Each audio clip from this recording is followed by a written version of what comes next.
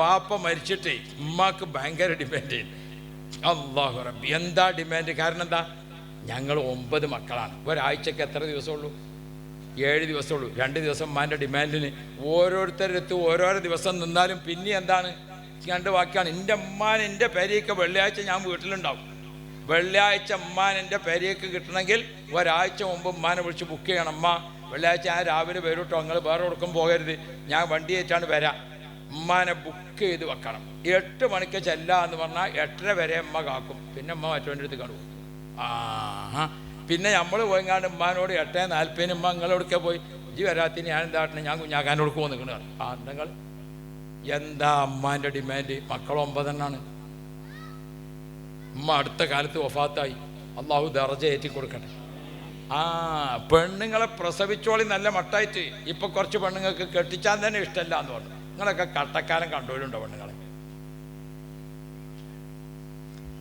കുറച്ച് പെൺകുട്ടികളൊക്കെ ഇപ്പം ഇന്നാളൊരു പെണ്ണും ഒരാണും കൂടി പോകുന്നുണ്ട്. പെണ്ണിന് 19.5 വയസ്സ്, ആണിന് 48. ഒരു നീളാന്തോട്ടി ഒരു ചങ്ങായും പെണ്ണും കൂടി ഇങ്ങനെ പോകുന്നുണ്ടോക്കും ബെറ്റിലെ കൂടി ഏണി കൊണ്ടോണമായിരുന്നു. എവിടുന്നേ കുട്ടി അതിനെ കിട്ടിയോ വെച്ച് നോക്കുമ്പോൾ വാട്സപ്പിൽ നിന്ന് കിട്ടിയതാണ്. പെൺകുട്ടികളെ ചതിപ്പെടാൻ നിൽക്കേണ്ടി. നിങ്ങളെ ചോര ഊറ്റി കുടിക്കാൻ ഒരുപാട് കഴുകക്കണ്ണുകൾ ചുറ്റുഭാഗത്തുണ്ട്. അതിലൊന്നും പെട്ടുപോകാൻ നിൽക്കരുത്. അള്ളാഹു നമ്മളെ പെൺമക്കൾക്കൊക്കെ നല്ല ഖൈറ് കൊടുക്കണേ അല്ലാ, നല്ല ബുദ്ധിശക്തി കൊടുക്കണേ അല്ലാ. പെൺമക്കളെ അതിൻ്റെ അർത്ഥങ്ങൾ പഠിക്കണ്ടെന്നല്ല, നിങ്ങൾ പഠിക്കും, നല്ലപോലെ പഠിക്കും. ഞാനും പെൺകുട്ടികളെ പഠിപ്പിക്കുന്ന സ്ഥാപനം നടത്തുന്ന ആളാണ്. 200 പെൺകുട്ടികൾ എൻ്റെ അടുത്ത് പഠിക്കുന്നുണ്ട്. ഇന്നിപ്പോൾ ആ പെൺകുട്ടികളെ ഇന്ന് ആ പെൺകുട്ടികളെ മൊത്തം ഇരുത്തിയിട്ട് നമ്മളെ പഠിപ്പിച്ചു കൊടുത്തു. എന്തായിരുന്നു അത്? ഒരു പെണ്ണ് രോഗിയായി കിടന്നു, എന്നിട്ട് അടുത്തത് ആ പെണ്ണ് മരിച്ചിട്ട് രോഗത്തിൽ ശ്രദ്ധിക്കേണ്ടത്, മരിച്ചാൽ ശ്രദ്ധിക്കേണ്ടത്, ഒരു മയ്യത്ത് കുളിപ്പിക്കേണ്ട കാര്യങ്ങളൊക്കെ പഠിപ്പിച്ചെത്തിട്ട് യാ റബ്ബ് യാ റബ്ബ്. പെൺകുട്ടികൾ പഠിക്കും, ശാസ്ത്രം പഠിക്കും, ഡോക്ടറാകി ഒക്കെ പഠിച്ചോളി. പക്ഷെ എന്തു വേണം? എത്ര ഉയരങ്ങളിലേക്ക് പോയാലും ഇസ്ലാമോട് കൂടെ ഉയരണം, ഈമാനോട് കൂടെ ഉയരണം, മാതാപിതാക്കളോട് കൂടെ ഉയരണം, നിശ്ചിത സമയമെത്തുമ്പോൾ ഭർത്താവിനോട് കൂടെ ഉയരണം. അതാണ് വേണ്ടത്. അല്ലാതെ കുറച്ചാണ് പഠിച്ചാകുമ്പോഴേക്ക് ഇനി ഭർത്താവിനെ വേണ്ട, ഇനി ഉമ്മാനെ വേണ്ട, വാപ്പാനെ വേണ്ട. അങ്ങനെ ഒരിക്കലും എൻ്റെ പെൺമക്കളെ ചിന്തിച്ചു പോകല്ലേ, ആൺകുട്ടികളെ ആലോചിച്ചു പോകല്ലേ. ബഹുമാനപ്പെട്ട ഔസുല്ലാഹുവിന്റെ ചരിത്രത്തിലേക്ക് തന്നെ വരാം. 2 സ്ത്രീകളാണ് അവിടെ വീട്ടിലുള്ളത്. ഒന്ന് ബീവി ഉമ്മുൽ ഖൈർ ഫാത്തിമത്ത് റളിയല്ലാഹു അൻഹാ, മുഹീദ്ദീൻ ശൈഖ് തങ്ങളെ ഉമ്മയാണ്. മറ്റൊന്നാരാ? മുഹീദ്ദീൻ ശൈഖ് തങ്ങളെ വാപ്പൻ്റെ പെങ്ങള് അമ്മായി ആയിഷത്ത് റളിയല്ലാഹു അൻഹയാണ്. അവർ 2 പേരും ആ വീട്ടിലുള്ളപ്പോൾ ആ പ്രദേശത്തിനൊരു പ്രത്യേകതയുണ്ട്. എന്താ? ബഹുമാനപ്പെട്ട ജീലാൻ പ്രദേശം. ആ പ്രദേശത്തിൻ്റെ ഒരു പ്രത്യേകത കേരളം പോലെയാണ്. മലകളും അതേപോലെ തന്നെ കുന്നുകളും അതേപോലെ തന്നെ ചെടികളും വൃക്ഷങ്ങളും കൃഷികളും ഒക്കെ ഉള്ള ഏരിയയാണ്. ഏകദേശം കേരളം പോലത്തെ ഒരു സ്ഥലമാണ് മുഹീദ്ദീൻ ശൈഖ് തങ്ങൾ ജനിച്ച ഏരിയ. അല്ലാഹു റബ്ബി, അവിടെ മുഹീദ്ദീൻ ശൈഖ് റളിയല്ലാഹു അൻഹുവിൻ്റെ ഉമ്മയും അതുപോലെ തന്നെ അമ്മായിയും ആ വീട്ടിൽ താമസിക്കുമ്പോൾ നാട്ടിൽപ്പെട്ട ആളുകളൊക്കെ വന്നിട്ട് പറഞ്ഞു, ഉമ്മമാരെ ഒന്ന് ദുആ ചെയ്യണമല്ലോ, നമ്മൾ വല്ലാത്ത കഷ്ടപ്പാടിലാണ്. എന്താ കാര്യം? നിങ്ങൾ ഓർത്തു നോക്കിയ കേരളത്തിൽ ഒരു കൊല്ലം മഴയില്ലാതിരുന്നാൽ എന്താണ് അവസ്ഥ? ഇതേപോലെ കൃഷികളും അതുപോലെ തന്നെ ചെടികളും പുഴകളും ഒക്കെ നിറഞ്ഞു നിൽക്കുന്ന ആ മുഹീദ്ദീൻ ശൈഖ് തങ്ങളുടെ നാട്ടിൽ ഒരു കൊല്ലം മഴ കിട്ടിയില്ല.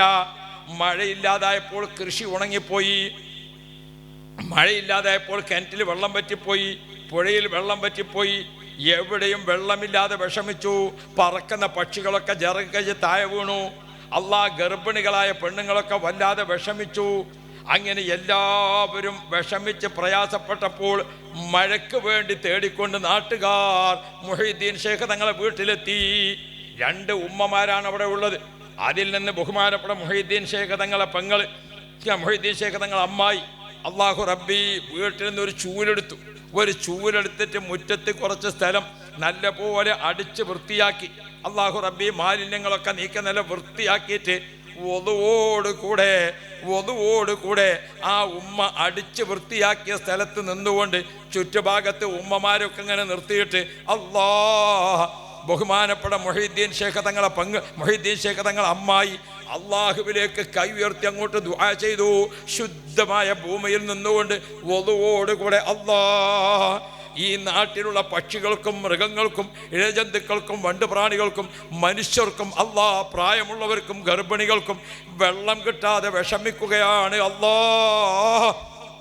ഇനിയും മഴ കിട്ടിയില്ലെങ്കിൽ ഈ നാട്ടിലെ കൃഷിയൊന്നുമില്ലാതെ വന്നാൽ പട്ടിണി കടന്ന് മരിച്ചു പോകും അല്ലാ. അതുകൊണ്ട് ഞങ്ങൾക്ക് റഹ്മത്തിൻ്റെ മഴ തരണേ അല്ലാ. മുഹൈദ്ദീൻ ശൈഖ് തങ്ങൾ അമ്മായി അങ്ങ് ദുആ ചെയ്തു. ആ ദുആ ഇങ്ങനെ നടന്നുകൊണ്ടിരിക്കുന്നു. കാർമേഘം കാർമേഘം കാർമേഘം അല്ലാ. ചുട്ടുപൊള്ളുന്ന വെയിലത്ത് വന്നിരിക്കുന്ന ആളുകൾ മഴ കൊണ്ടുകൊണ്ടാണ് തിരിച്ചു പോകുന്നത്. മഴ കൊണ്ടുകൊണ്ടാണ് എല്ലാവരും തിരിച്ചു പോകുന്നത്. യാ റബ്ബ് യാ റബ്ബ്. പ്രിയപ്പെട്ട സഹോദരിമാരെ, അള്ളാഹുവിൻ്റെ അടുക്കലേക്ക് തഖ്വയുള്ള ജീവിതം ഒരു പെണ്ണ് കാഴ്ചവെച്ചാൽ അള്ളാഹു തആല പെണ്ണാണെന്ന് കൊണ്ട് രണ്ടാം സ്ഥാനം കൊടുക്കുന്നില്ല, അവർക്ക് ഉന്നത പദവിയുണ്ട്. മുഹൈദ്ദീൻ ശൈഖ് റളിയല്ലാഹു അൻഹുവിന്റെ ഉമ്മ 60 വയസ്സായപ്പോഴാണ് മുഹൈദ്ദീൻ ശൈഖ് തങ്ങളെ ഗർഭം ധരിച്ച് പ്രസവിക്കുന്നത്. കിതാബുകളിലൊക്കെ കാണുന്ന ഒരു അത്ഭുത ചരിത്രമുണ്ട്. എന്താണ്? തൊബരിസ്ഥാൻ ജില്ലയിൽ മുഹൈദ്ദീൻ ശൈഖ് തങ്ങൾ പ്രസവിക്കുന്ന അന്ന് 1000-ഓ 1200-ഓ സ്ത്രീകൾ ഗർഭിണികളാണ്. മുഹൈദ്ദീൻ ശൈഖ് തങ്ങളെ പ്രസവിക്കുന്ന അന്നത്തെ രാത്രി ആ ദിവസം എല്ലാ സ്ത്രീകളും പ്രസവിച്ച സ്ത്രീകളൊക്കെ പ്രസവിച്ചത് ആൺകുട്ടികളെയാണ്. മുഹൈദ്ദീൻ ശൈഖ് തങ്ങൾ അന്ന് ജനിച്ച ബർക്കത്ത് കൊണ്ട് 1000-ഓ 1200-ഓളം സ്ത്രീകൾ പ്രസവിച്ചിരിക്കുന്ന മുഴുവൻ ആൺകുട്ടികൾ, ആ കുട്ടികളെല്ലാം പിന്നീട് ഔലിയാക്കളായി. അവരെല്ലാവരും പിന്നീട് ഔലിയാക്കളായി. ഇമാം ഖതീബ് തിബ്രിസി റളിയല്ലാഹു അൻഹുവിന്റെ താരീഖ് ബഗ്ദാദ് എന്ന കിതാബ് 40 വാള്യമാണ്. ഓരോ വാള്യവും 1000 പേജിലധികമുണ്ട്. ബഗ്ദാദിൽ മാത്രമുള്ള ഔലിയാക്കളെ എഴുതിയിട്ട് ചരിത്രം തീർന്നിട്ടില്ല. ഓ പ്രിയപ്പെട്ട സഹോദരന്മാരെ, ആ മുഹൈദ്ദീൻ ശൈഖ് റളിയല്ലാഹു അൻഹു, ബഹുമാനപ്പെട്ട മുഹൈദ്ദീൻ ശൈഖ് തങ്ങളെ ഉമ്മ മകനെ പഠിപ്പിച്ചെടുത്തിരിക്കുന്ന ചരിത്രമൊക്കെ എത്രയാണ് നമ്മൾ കേട്ടിട്ടുള്ളത്.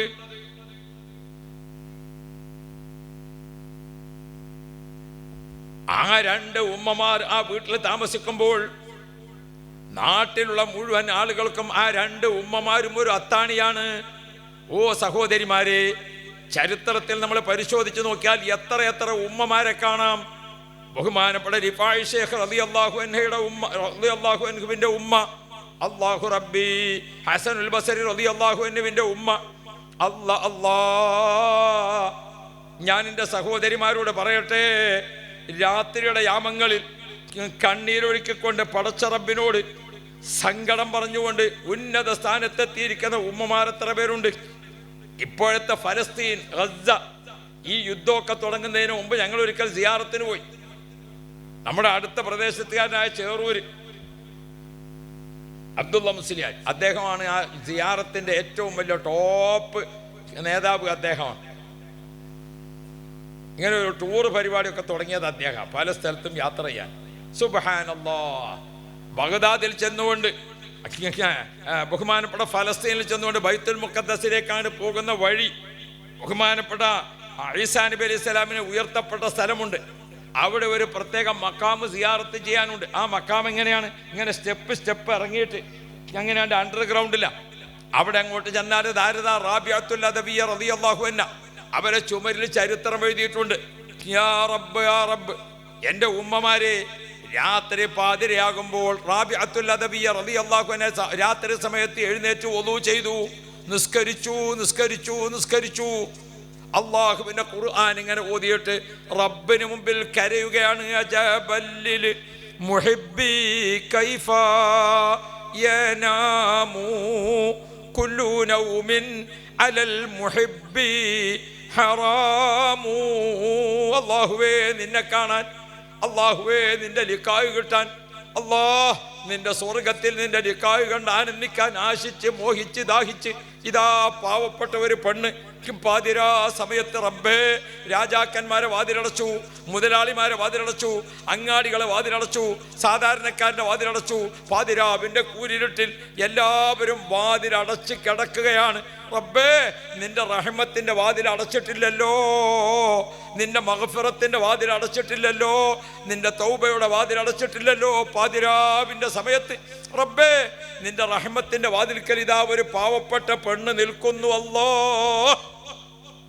റാബിഅത്ത് റളിയല്ലാഹു അൻഹാ റബ്ബിന് മുമ്പിൽ കരയുകയാണ്. ഓ പ്രിയപ്പെട്ടവരെ, കരയാതെ ആരും ലോകത്ത് കഴിഞ്ഞിട്ടില്ല. ഏതൊരു നബിയുടെ ചരിത്രം എടുത്താലും കരഞ്ഞുകൊണ്ട് കാര്യം നേടിയത്, ഏതൊരു വലിയന്റെ ചരിത്രം എടുത്താലും കരഞ്ഞുകൊണ്ട് കാര്യം നേടിയത്. യാ റബ്ബ് യാ റബ്ബ്. കണ്ണീരിന് വലിയ വിലയാണ്. അള്ളാഹിന്റെ അടുക്കൽ കണ്ണീരിന് വലിയ വിലയാണ്. മുത്തുനബിന്റെ അടുക്കൽ കണ്ണീരിന് വലിയ വിലയാണ്. മുഹീദ്ദീൻ ശൈഖ് തങ്ങളെയൊക്കെ അനുസ്മരിക്കുന്ന നാം അവരുടെ കണ്ണീരൊഴുക്കിയത് ഓർക്കണം. അല്ലാഹു റബ്ബി, ഈ മാസം എത്ര പേരാണ്? ബഹുമാനപ്പെട്ട ഗൗസുൽ മാസമാണ്. അതേപോലെ മുസ്ലിം കേരളത്തിന് മറക്കാൻ കഴിയാത്ത സമസ്ത എന്ന പണ്ഡിത സഭയുടെ അധ്യക്ഷ കസേരയിൽ 40 വർഷത്തോളം ഇരുന്ന മഹാനാണ് താജുൽ ഉലമ ഉള്ളാളത്തെ ഉപ്പാപ്പ. സുബ്ഹാന ജല്ല ജലാലു. പാതിരാ സമയത്ത് 11 റക്അത്ത് വിത്റും തഹജ്ജുദും നിസ്കരിച്ചിട്ട് ഉപ്പാപ്പ കരയുകയാണ്. ഓർത്തു നോക്കൂ നിങ്ങൾ, എല്ലാ റമളാനിലും ഉപ്പാപ്പ 15 ഖത്തം തീർക്കും. ഒരു റമളാനിൽ 13 തീർന്നതുള്ളൂ. എല്ലാ റമളാനിലും 15 ഖത്തം തീർക്കും. 2 ദിവസം കൂടുമ്പോൾ ഒരു ഖത്തം. ഒരു റമളാനിൽ 13 തീർന്നതുള്ളൂ. ഉപ്പാപ്പാക്ക് സങ്കടമായി. അല്ലാഹുവിന് മുമ്പിൽ പൊട്ടിക്കരഞ്ഞു, റബ്ബേ എന്റെ ഖുർആൻ ഓതി തീർന്നില്ലല്ലോ. എത്രയാണ് കരയുന്നത്? 95 വർഷം കരഞ്ഞില്ലേ ബഹുമാനപ്പെട്ട താജുൽ ഉലമ ഉള്ളാളത്തെ ഉപ്പാപ്പ. പ്രിയപ്പെട്ട മുഅ്മിനുകളെ, യൂസുഫുൽ ജീലാനി തങ്ങൾ വൈലത്തൂര് ഇപ്പൊ ആണ്ട് നടക്കാണ്. ഇന്നലെ ഇന്ന് നാളെ. ഓ പ്രിയപ്പെട്ടവരെ, ആ യൂസുഫുൽ ജീലാനി തങ്ങൾ പാതിരാ സമയത്ത് 3 മണിക്ക് എഴുന്നേറ്റ് ശരീരത്തിൽ ഇങ്ങനെ വെള്ളമൊഴിക്കും ഉറക്കം വരാതിരിക്കാൻ. എന്നിട്ട് വെള്ളത്തിൽ ഇങ്ങനെ ചവിട്ടി നിന്നിട്ട് ദിക്ർ ചൊല്ലും. യാ റബ്ബ് യാ റബ്ബ്. അള്ളാഹിനോട് കരഞ്ഞുകൊണ്ട് ദുആ ചെയ്യുകയാണ്. ഓ പ്രിയപ്പെട്ട മുഅ്മിനുകളെ, മഹാന്മാരെ ചരിത്രം നോക്കേണ്ട എത്ര ആളുകളാണ് രാത്രി സമയത്ത് എഴുന്നേറ്റുകൊണ്ട് പടച്ച റബ്ബിന്റെ മുമ്പിൽ കരയുകയാണ്. കരഞ്ഞ് കാര്യം നേടുക എന്നത് നമ്മളെ ചെറിയ കുട്ടികളെ കണ്ട് പഠിക്കണം. നമ്മളെ ചെറിയ മക്കളില്ലേ, വീട്ടിൽ ജനിച്ചിരിക്കണം ചെറിയ കുട്ടി, നൊന്ത് പ്രസവിച്ചിരിക്കുന്ന കുട്ടിയാണ്. ആ ഉമ്മാക്ക് കുട്ടിയുടെ കരച്ചിൽ കേട്ടാൽ മനസ്സിലാവും. ഓപ്പറേഷൻ ചെയ്തെടുത്തതല്ലേ ഞാൻ പറഞ്ഞു. ഇപ്പൊ പെണ്ണുങ്ങൾ നേരത്തെ തന്നെ പറയാണ് എനിക്ക് ഓപ്പറേഷൻ മതി. അബദ്ധം ചെയ്യല്ലേ ഉമ്മമാരെ. അല്ലാഹു തആല വെച്ചതാണ് പ്രസവം. അത് നിങ്ങളാ വിചാരിക്കുന്ന വിഷമൊന്നും നോക്കണ്ടല്ലേ. ഇപ്പൊ കണ്ട ഭൂമിയിൽ കാണുന്നതൊക്കെ പ്രസവിച്ചുണ്ടായത് തന്നെയാണ്. ആട് പ്രസവിക്കുന്നുണ്ട് അല്ലേ, പശു പ്രസവിക്കുന്നുണ്ട്, ജീവജാലങ്ങളൊക്കെ പ്രസവിക്കുന്നുണ്ട്. ഇതൊക്കെ ആലോചിച്ചാൽ മതി. നിങ്ങൾ ഒരാൾ മാത്രമൊന്നല്ല പ്രസവിക്കണത്. അല്ലാ, ഈ കാണുന്ന എല്ലാ ആണും പെണ്ണും പ്രസവിച്ചുണ്ടായതാണ്. പ്രസവത്തിന് തയ്യാറാകണം. സ്വർഗം. അല്ലാ, നല്ലൊരു മോള്, നല്ലൊരു മോന്. യാ റബ്ബ് യാ റബ്ബ്. മക്കളുണ്ടായിക്കോട്ടെ ഉമ്മമാരെ. എൻ്റെ ഉമ്മയും വാപ്പയും എന്നെ കഷ്ടപ്പെട്ട് പോറ്റി വളർത്തി. അല്ലാ, അവർക്ക് നീ സ്വർഗം കൊടുക്കണേ അല്ലാ. നിങ്ങളിപ്പോൾ എത്ര ആൾ ആമീൻ പറഞ്ഞു? അല്ലാഹു റബ്ബി. ഇവിടെ കൂടിയിരിക്കുന്ന സ്ത്രീ പുരുഷന്മാരൊക്കെ കൂടെ ഒരു 500 ആളുണ്ടാവും അല്ലേ? അല്ലാഹു റബ്ബി. ഇല്ലെങ്കിൽ 300 ആളെ കൂട്ടിക്കോളി. ഒരു 300 ആളുണ്ടാവും. 300 ആൾ നമ്മളുണ്ടെങ്കിൽ നമ്മളൊപ്പം 2 മലക്കുകളുണ്ടോ അല്ലേ? പടച്ചോനെ ഞങ്ങളെ മാതാപിതാക്കൾക്ക് സ്വർഗം കൊടുക്കണേ അല്ലാ. നമ്മളെ ദുആക്ക് മലക്കുകൾ ആമീൻ പറയോ പറയില്ലേ? നിങ്ങൾക്കൊരു സംശയം, മലക്കുകളെ കൂട്ടത്തിൽ ഒറ്റ വഹാബികളും ഇല്ല. ആമീൻ പറയോ പറയില്ലേ എന്ന് സംശയിക്കണമെങ്കിൽ ഇപ്പം മലക്കുകളെ കൂട്ടത്തിൽ വഹാബി ഉണ്ടാവും. മലക്കുകളെ കൂട്ടത്തിൽ ജമാഅത്ത് നിങ്ങൾ ഇതുവരെ കേട്ടിക്കണം. ആ മലക്ക് ജമാഅത്തുകാരനാണോലോ, മറ്റേ മലക്ക് മുജാഹിദാണോലോ, അതുവരെ കേട്ടിക്കണം. അപ്പോൾ ഒരു ആമീൻ അപ്പം നമ്മൾ എത്ര ആളുണ്ട്? നമ്മൾ 300 ആള്. അപ്പം നമ്മളെ മലക്കുകൾ 2 ആളുണ്ട്. മലക്കുകൾ എത്ര ആളുണ്ട്? 600 ആള് അല്ലേ? അപ്പം ഇപ്പോൾ ഞാൻ ഇവിടുന്ന് എൻ്റെ അമ്മാക്കും ബാപ്പാക്കും ദ്വാർന്നപ്പോൾ 1000 ആമീനായി. ഓല് എവിടെയോ കബറിൽ കിടക്കുകയാണ്. ഇപ്പോൾ ഇവിടുന്ന് കിട്ടി 1000 ആമീന്. 1000 ആമീൻ നമ്മൾ ഭൂമിയിൽ നിന്ന് ചെല്ലിയാൽ അത് കബറിലേക്ക് കൊടുക്കുമ്പം 1-ന് 10 അപ്പം എത്രയായി? 1000 10 എത്രയായി? 10000 ആമീൻ.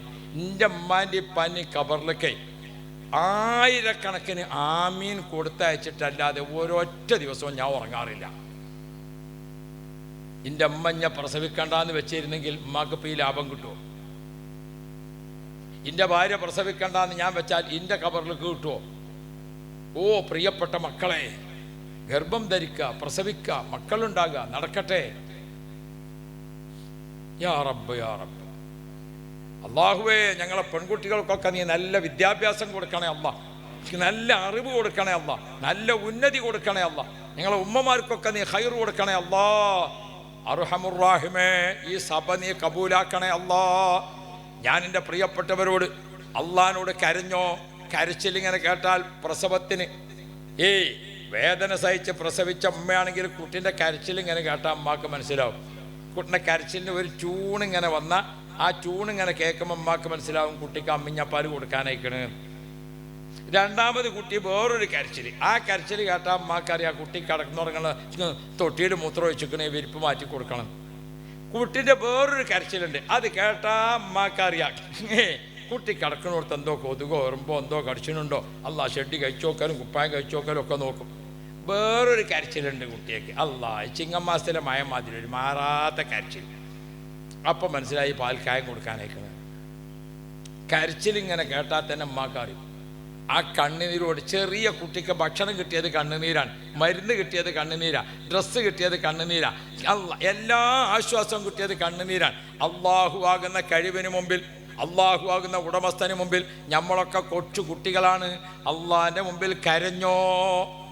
നബി മുഹമ്മദ് മുസ്തഫ അള്ളാഹുവിൻ്റെ റസൂലും 84 സ്വഹാബാക്കളും ഒരുമിച്ച് കൂടി ഒരു മരത്തിൻ്റെ തണലിൽ, ആ മരത്തണലിൽ ഇങ്ങനെ കൂടിയിരുന്നിട്ട് ഷഹാദത്ത് കലിമ ചൊല്ലി നബി സല്ലല്ലാഹു അലൈഹി വസല്ലം തങ്ങളോട് ബൈഅത്ത് ചെയ്യുകയാണ് സ്വഹാബാക്കൾ. അല്ലാഹു റബ്ബി, മുത്തുനബിയുണ്ട്, 84 സ്വഹാബാക്കളുണ്ട്. അവരാ മരത്തിൻ്റെ തണലുണ്ട് ഒരുമിച്ച് കൂടിയപ്പോൾ ആ മരത്തിൻ്റെ ഒരു സന്തോഷം, പടച്ചോനെ റസൂലുള്ളാഹി എൻ്റെ തണലിലിരിക്കണത്, പടച്ചോനെ സ്വഹാബാക്കളാണല്ലോ എൻ്റെ തണലിലിരിക്കണത്. ആ മരത്തിൻ്റെ എത്ര വലിയ സന്തോഷമാണ്. അള്ളാഹ് സ്വഹാബാക്കൾ ഇങ്ങനെ എഴുന്നേറ്റ് മുത്തുനബിൻ്റെ കൈ പിടിച്ച് ബൈഅത്ത് നടന്നുകൊണ്ടേയിരിക്കുക. 83 സ്വഹാബാക്കളും ഷഹാദത്ത് കലിമ ചൊല്ലി റസൂലുള്ളാഹിനോട് ബൈഅത്ത് ചെയ്തു. 84ാമത്തെ സ്വഹാബി ആ സദസ്സിൽ അവസാനമായി ബൈഅത്തിന് വേണ്ടി എഴുന്നേറ്റു. അല്ലാഹു റബ്ബി, പ്രിയപ്പെട്ട സഹോദരന്മാരെ, ഉഖബത്ത് ബിൻ ആമിർ റളിയല്ലാഹു അൻഹു അവസാനത്തെ ബൈഅത്തിന് വേണ്ടി എഴുന്നേറ്റിട്ട് കൈ ഇങ്ങനെ ഉയർത്തിയിട്ട് റസൂലുള്ളാഹിന്റെ അടുത്തേക്ക് ചെന്നിട്ട് പറഞ്ഞു, നബിയേ, ഈ ഷഹാദത്ത് കലിമ ചൊല്ലിയിട്ട് ഈ ബൈഅത്തുണ്ടല്ലോ, ഇതുകൊണ്ട് ഞങ്ങൾക്ക് കിട്ടുന്ന നേട്ടം എന്താണാവോ, ഞങ്ങൾക്ക് കിട്ടുന്ന വിജയം എന്താണാവോ എന്ന് ആ സ്വഹാബിയാണ് ചോദിച്ചപ്പോൾ അല്ലാഹുവിന്റെ റസൂൽ പറഞ്ഞു, ദുഖൂലുൽ ജന്ന, നമുക്ക് ഒരുമിച്ച് സ്വർഗത്തിൽ പോകാം. നമുക്ക് ശാശ്വതമായ സ്വർഗം, സന്തോഷത്തിൻ്റെ ലോകമായ സ്വർഗം, ഐശ്വര്യത്തിൻ്റെ ലോകമായ സ്വർഗം. അല്ലാഹു റബ്ബി, സ്വർഗലോകത്ത് നമുക്ക് സന്തോഷത്തോടു കൂടെ താമസിക്കാം. അതങ്ങ് കേട്ടപ്പോൾ യാ അല്ലാ, 84ാമത്തെ സ്വഹാബിയുടെയും ബൈഅത്ത് തീരുകയാണ്. അതാണ് കേട്ടപ്പം മുകൾ ഭാഗത്ത് നിന്ന് ഒരു കണ്ണുനീരിങ്ങനെ വിറ്റു വീണു. മുകൾ ഭാഗത്ത് നിന്ന് കണ്ണുനീരിങ്ങനെ വന്നു. അള്ളാഹു റസൂൽ ഇങ്ങനെ നോക്കി, ആരാണ് കരയുന്നത്? നോക്കുമ്പോൾ ആ മരം കരയുകയാണ്. അവർക്ക് തണലിട്ട് കൊടുത്തിരിക്കുന്ന മരം കരയുകയാണ്. അള്ളാഹു റസൂൽ ചോദിച്ചു, മാലക്കി, നീ എന്തിനാണ് കരയുന്നത്? ആ മരത്തോട് റസൂലുള്ളാഹി തങ്ങൾ ചോദിക്കുന്നതിന്, മാലക്കി, നീ എന്തിനാണ് കരയുന്നത്? ആ മരം മുത്തുനബിയോട് സംസാരിക്കാണ്, അള്ളാഹുവിൻ്റെ റസൂലേ, നിങ്ങൾ എൻ്റെ തണലിൽ ഇങ്ങനെ ഇരുന്നപ്പോൾ എനിക്കെന്തൊരു സന്തോഷമാണ്, എന്തൊരാസ്വാദമാണ്, എന്തൊരാഹ്ലാദമാണ്. അല്ലാ, നിങ്ങളൊക്കെ ഇനി ഇവിടുന്ന് പിരിയാണല്ലോ. നിങ്ങളൊക്കെ എങ്ങനെയാണ് പിരിയണത്? സ്വർഗത്തിൽ ഒരുമിച്ച് കൂടാം, സ്വർഗത്തിൽ കണ്ടുമുട്ടാം, സ്വർഗത്തിൽ ആശ്വസിക്കാം, സ്വർഗത്തിൽ ആസ്വദിക്കാം. ആ ഒരു സന്തോഷത്തിലാണ് നിങ്ങൾ പിരിയുന്നത്. ഞാനിവിടെ വെയിലും കൊണ്ട്, മഴയാണെങ്കിൽ മഴയും കൊണ്ട് എൻ്റെ ഇലകളൊക്കെ കൊഴിഞ്ഞുപോയി, എനിക്കിനി പൂക്കളുണ്ടാവൂല, ഞാനിനി ഇവിടെ കടന്ന് നശിച്ചു പോകണ്ടേ നബിയേ? ഇതാലോചിക്കുമ്പോൾ എനിക്ക് കരയുകയല്ലാതെ എന്തു ചെയ്യും? ആ കണ്ണുനീരാണ് കണ്ടപ്പോൾ അല്ലാഹു റസൂൽ ആ മരത്തോട് പറഞ്ഞു, നീ ബേജാറാവണ്ട, അന്തിമിൻ അഹ്ലിൽ ജന്ന, നീയും സ്വർഗത്തിൽ ഞങ്ങളോട് കൂടെയാണ്. മറ്റൊരു ചരിത്രത്തിൽ അന്തിമിൻ അഹ്ലിഹാ, നീയും സ്വർഗത്തിന്റെ അവകാശിയാണ്. മരം കരഞ്ഞപ്പോൾ റസൂലുള്ളാഹി തങ്ങൾ ആ മരത്തെ സ്വർഗത്തിന്റെ അവകാശിയാക്കി കൊടുത്തു. കണ്ണുനീരിന്റെ വില അതാണ്, കണ്ണുനീരിന്റെ വില അതാണ്. മക്കത്തുൽ മുക്കറമയിലെ ഖബർസ്ഥാൻ, ജന്നത്തുൽ ബഖീഅ്, ഖദീജ ബീബി റളിയല്ലാഹു അൻഹ അടക്കമുള്ളവർ വിശ്രമിക്കുന്ന സ്വർഗം. മദീന മുനവ്വറയിലെ 20,000-ഓളം വരുന്ന സ്വഹാബാക്കളും ഇമാം മാലിക് തങ്ങൾ അടക്കമുള്ളവർ വിശ്രമിക്കുന്ന ജന്നത്തുൽ ബഹുമാനപ്പെട്ട ബഖീഉൽ ഗർഖദ്. അല്ലാഹു റബ്ബി, നമ്മുടെയൊക്കെ പഴമക്കാരായ ആളുകൾ വിശ്രമിക്കുന്ന ഖബർസ്ഥാനുണ്ട്. ആ ഖബർസ്ഥാനിലെ ഖബറുകളെ പറ്റിയൊക്കെ അല്ലാഹു റസൂൽ ഇമ്മാ റൗളത്തും മിൻ റിയാദിൽ ജന്ന, ഖബർ ഒരു പക്ഷേ സ്വർഗ പൂങ്കാവനമാണ്. നമ്മൾ നാട്ടിൽ താമസിക്കുമ്പോൾ ഭാര്യയും ഭർത്താവും ഉമ്മയും വാപ്പയും മക്കളും എന്തൊരു സന്തോഷത്തിലാണ്.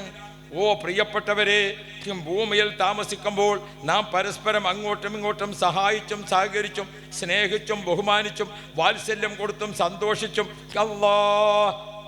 ആ ഇണജീവിതമുള്ള ഭാര്യ ഭർത്താക്കന്മാർ പരസ്പരം അങ്ങോട്ടും ഇങ്ങോട്ടും സ്നേഹവാത്സല്യമുള്ള ജീവിതം കാഴ്ചവെച്ചുകൊണ്ട് ജീവിച്ചാൽ في ظلال على الأرائك متكئون لهم فيها فاكهة ولهم ما يدعون سلام قولا من رب رحيم. മുഹീദ്ദീൻ ശൈഖ് തങ്ങളും അല്ലാഹുവിടുത്തെ ഉമ്മയും അല്ലാഹു റബ്ബി, പ്രിയപ്പെട്ട മുഅ്മിനുകളെ, എല്ലാവരും ഭൂമിയിൽ ജീവിച്ചപ്പോൾ അതുകൊണ്ട് നമ്മുടെയൊക്കെ ജീവിതത്തിൽ നാം നല്ല പോലെ ശുദ്ധിയും ബുദ്ധിയും ഉള്ള സമയത്ത് നിസ്കാരം ഉപേക്ഷിക്കരുത്.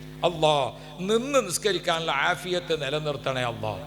നിലത്ത് സുജൂദ് ചെയ്യാനുള്ള ആഫിയത്ത് നിലനിർത്തണേ അല്ലാ. നിസ്കാരം വളരെ പ്രധാനപ്പെട്ടതാണ്. ഖുർആൻ പാരായണം. നമ്മുടെ ജീവിതത്തിൽ ഒരല്പമെങ്കിലും ഖുർആൻ ഓതാത്ത ദിവസം ഉണ്ടാകാൻ പാടില്ല. ഏതൊരു വലിയൻ്റെയും ഏതൊരു വലിയത്തിൻ്റെയും ആരെ ചരിത്രം നോക്കിയാലും ഖുർആൻ ഓതുന്നവർ, ഓ പ്രിയപ്പെട്ടവരെ, മാതാപിതാക്കളെ പൊരുത്തമില്ലാത്ത ഒരു സ്വർഗം കിട്ടൂല.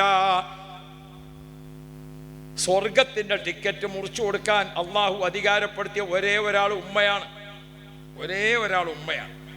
ഉമ്മാൻ്റെ അടുത്ത് സ്വർഗത്തിന്റെ ടിക്കറ്റ് വാങ്ങിയിട്ട് ഇങ്ങനെയാണ് ചെന്നാൽ സ്വർഗത്തിന്റെ പ്രധാന ഗേറ്റ് വാപ്പയാണ്. അൽ വാലിദു ഔസത്തു അബ്വാബുൽ ജന്ന, സ്വർഗത്തിന്റെ പ്രധാന കവാടമാണ് വാപ്പ. ഉമ്മാൻ്റെ അടുത്ത് ടിക്കറ്റ് വാങ്ങുക. ഇങ്ങനെയാണ് ചെല്ലുമ്പോൾ വാപ്പ ഉണ്ടാവും ഗേറ്റിന്റെ അടുത്ത്, ടിക്കറ്റ് വാപ്പാൻ്റെ അടുത്ത് കൊടുക്കുക. ഉമ്മയും ബാപ്പയും കൂടി ആ ടിക്കറ്റ് ആയിട്ട് അവിടെ ഇങ്ങനെ നിൽക്കുമ്പോൾ സ്വർഗത്തിന്റെ ചാവിയുണ്ട്. ചാവി ആരെടുത്താ? അത് വലിയ ഉസ്താദിന്റെ അടുത്താ. അതാരാ? മുഹമ്മദ് മുസ്തഫ. അതാണ് നമ്മളൊക്കെ മുഹീദ്ദീന്മാരിങ്ങനെ ചൊല്ലിയിട്ട് അല്ലാ തീരുപേരും സ്തുതിയും സലാവാത്തും ബിൽ ഖുത്ബിർ റബ്ബാനി വൽ ഗൗസി സമദാനി.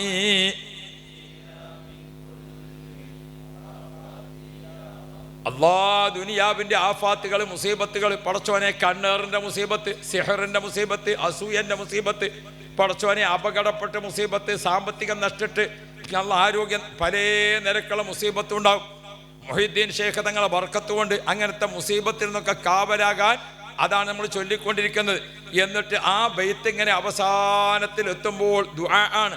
എന്നെയും എന്നുടെ ഉമ്മയും ബാബയും അറിവൈ പഠിപ്പിച്ച ഉസ്താദുമാരെയും, എന്നിട്ടോ എന്നെയും മറ്റുള്ള മുഅ്മിൻ എല്ലാരെയും എങ്കൽ നബിന്റെ ശഫാഅത്തിൽ കൂട്ടല്ലാ.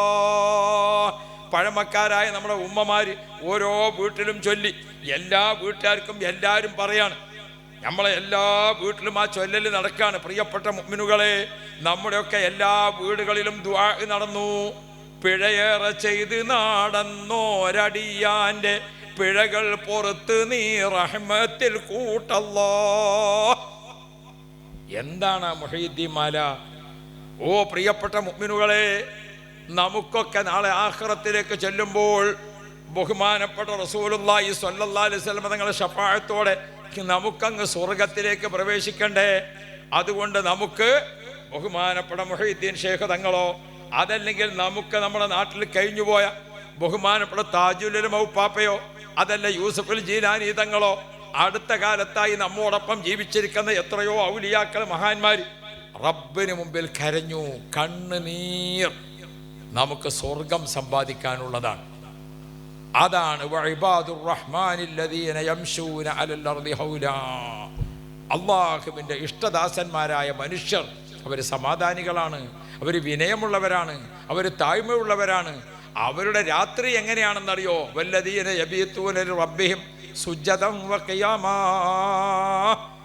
രാത്രി കാലങ്ങളിൽ പ്രിയപ്പെട്ടവരെ നമ്മളൊക്കെ ശ്രദ്ധിക്കണം എന്ന് പറഞ്ഞുകൊണ്ട് അർഹമുർ-റാഹിമേ ഈമാനിന് സലാമത്ത് നൽകണേ അല്ലാ, തഖ്വ നൽകണേ അല്ലാ, ഇഖ്ലാസ് നൽകണേ അല്ലാ, ഇസ്സത്ത് നൽകണേ അല്ലാ, റാഹത്ത് നൽകണേ അല്ലാ.